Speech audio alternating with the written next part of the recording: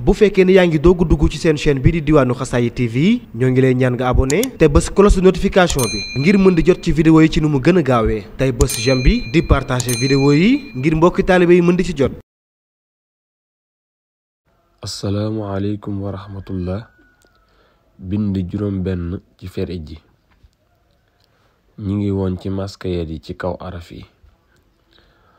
bi jiitu tey ci baat yi mooy faa buñ ko maasee maskayet ci kaw fa lay tudd. bi ci topp mooy xaaf buñ ko maasee maskayet ci kaw xa lay tudd.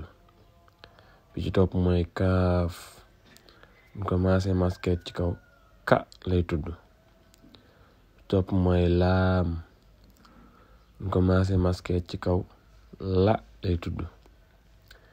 bi ci topp mooy miim commencé masqué ci kaw ma lay tudd. kon ñu ñëwaat ci fa xa ka la ma. ñëw ci bind bi suuf ci jiitu mooy nuun ñu commencé masqué ci kaw na lay tudd. bi ci topp mooy ñu commencé masqué ci kaw lay tudd. bi ci topp mooy waaw ñu commencé masqué ci kaw wa lay tudd. bi ci topp mooy yaa commencé masqué ci kaw ya lay tudd. kon ñu ñëwaat ci na wa ya.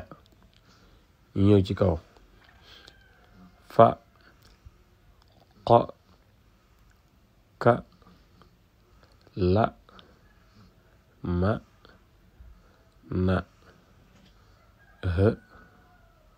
wa ya. kon lii moo nekkoon seen bindu tey. asalaamaaleykum wa rahmatullah.